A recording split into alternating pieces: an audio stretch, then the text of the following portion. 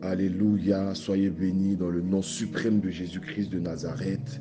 Et je prie que, oui, toi qui vas t'approcher de la table afin de prendre ce pain quotidien, que ce pain te retrouve en bonne santé, que ce pain te retrouve en pleine forme.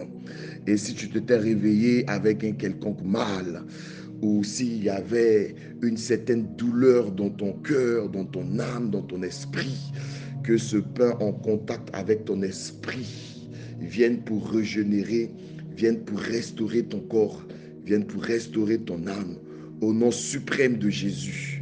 Que ce pain vienne chasser tout ce qui est maladie, vienne chasser tout ce qui est découragement, vienne chasser tout ce qui est dépression dans ton corps, dans ton âme, dans ton esprit. Et je te dis que tu es béni en ce jour de mardi 26 mars. Tu es béni et cette parole vient comme une bénédiction, comme une bénédiction, comme une bénédiction dans ta vie au nom suprême de Jésus-Christ de Nazareth. Bien-aimés, nous sommes toujours dans le thème du mois que plusieurs hommes de Dieu, alléluia, ont décortiqué. Et aujourd'hui, alléluia, notre thème de la semaine, c'est l'expression, c'est expression de la foi. Alléluia. Donc, depuis le début de ce mois, nous sommes en train de traiter le thème de la foi. Alléluia. Alléluia. Et le thème du jour, c'est ta foi t'a sauvé. Ta foi t'a sauvé. On va commencer à lire le verset depuis le verset 43, tiré dans le livre de Luc chapitre 8, verset 48. Ta foi t'a sauvé, mais nous on va commencer à partir du verset 43. Je lis la parole du Seigneur dans la version Louis II. Or, il y avait une femme atteinte d'une perte de sang depuis 12 ans et qui avait dépensé tout son bien pour les médecins sans qu'aucun pût la guérir. Elle s'approcha par derrière et toucha le bord du vêtement de Jésus. Au même instant, la perte de sang s'arrêta et Jésus dit, qui m'a touché? Comme tous s'en défendaient, Pierre et ceux qui étaient avec lui dirent, Maître, la foule t'entoure et toi, la foule t'entoure et te presse et tu dis, qui m'a touché? Mais Jésus répondit, quelqu'un m'a touché car j'ai connu qu'une force était sortie de moi. La femme, se voyant découverte, vint toute tremblante se jeter à ses pieds et déclara devant tout le peuple pourquoi elle avait touché et comment elle avait été guérie. À l'instant, Jésus lui dit, ma fille, ta foi t'a sauvée. Va en paix. Alléluia. Ma fille, ta foi t'a sauvée. Va en paix. Alors que nous savons que, alléluia, pour celui qui a écrit le livre des Hébreux, parce qu'il y a beaucoup de mystères sur cet auteur-là, la Bible dit que c'est par la foi que nous reconnaissons que le monde a été formé par la parole de Dieu, en sorte qu'on voit ce qui a été fait de choses visibles. Alléluia.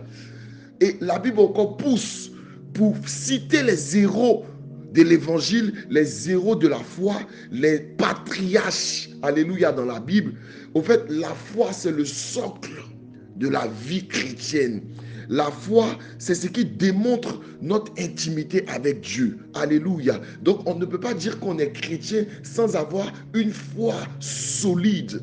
Alléluia. Donc ici, la Bible déclare, la foi a la capacité de créer d'autres moyens ou d'autres canevas de réponse de Dieu. La foi, c'est le moyen que nous utilisons pour obliger Dieu à s'investir dans notre cause.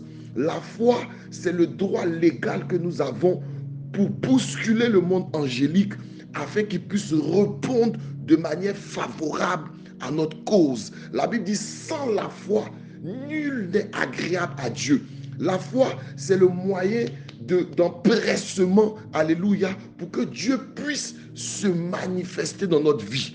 Parce que la Bible nous enseigne qu'il y avait une femme qui était atteinte d'une perte de sang pendant 12 ans. Alléluia. Donc pendant 12 ans, la Bible déclare qu'elle a dépensé tout ce qu'elle avait pour des médecins, pour la guérison. Mais elle n'a pas eu gain de cause. Alléluia. Et quand nous prenons le parcours même des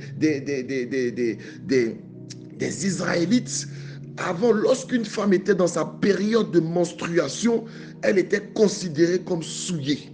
La preuve, les femmes n'avaient pas droit au sabbat pendant leur jour de menstruation.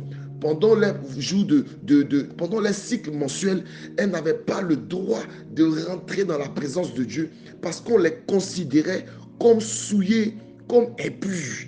Et donc cette femme qui avait cette perte de sang pendant 12 ans, dans la société israélite, elle n'était pas admissible aux choses de Dieu. Cette femme ne pouvait pas aller se présenter devant un sacrificateur, devant un rabbin, devant un lévite, parce que le sacrificateur allait lui dire, reviens quand ta perte de sang a cessé. Donc, le seul moyen dont elle disposait pour rentrer en contact avec Dieu, c'était de rentrer, mais pas de manière, pas de rentrer en contact avec Dieu en façon vis-à-vis, mais de rentrer par derrière. Parce que la société l'avait mis à côté. Personne ne comprenait son problème. Aucun sacrificateur ne pouvait lui imposer les mains. Aucun prophète ne pouvait lui imposer les mains parce que cette femme était considérée comme impure. Mais elle a pris son destin en main. Elle a développé une autre qualité de foi. Avant, on pensait que Jésus devait t'imposer les mains ou tu devais avoir une conversation avec Jésus avant d'être guéri. Mais la soif de réponse de Dieu dans sa vie a actionné quelque chose de fort. Elle croyait que si elle touchait juste Jésus, elle était guérie. Sa foi avait sorti une force de Jésus. Bien-aimé, la Bible dit, il faudrait qu'on lise ça, il faudrait qu'on se rappelle de ça. La Bible dit, alléluia, c'est par la foi que Enoch fut enlevé, qu'il ne vit point la mort.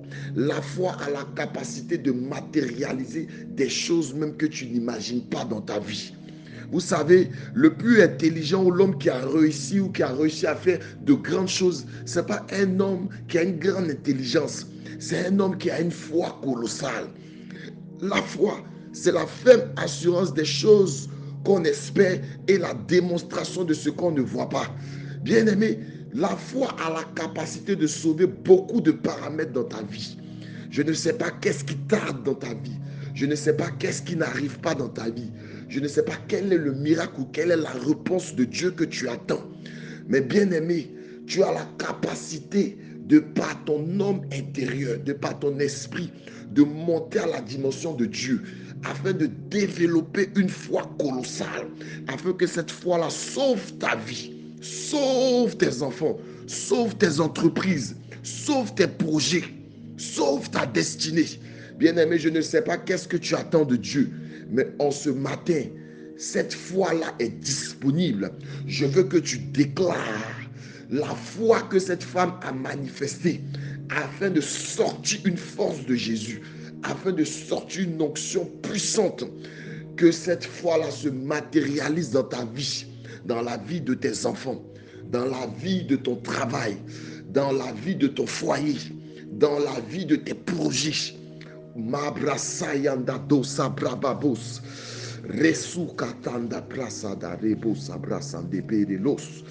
Que cette foi vienne nous contaminer afin que nous soyons des héros de la foi. Alléluia. Tout ce que Abraham a fait, Abraham ne les a pas fait par son intelligence, mais il les a fait en développant une foi. La Bible dit c'est par la foi que Abraham, lors de sa vocation, obéit et partit pour un lieu qu'il devait recevoir en héritage. Il partit sans savoir où il alla. Alléluia. La foi a la capacité de changer notre destinée et notre histoire. Soyez bénis au nom suprême de Jésus-Christ de Nazareth.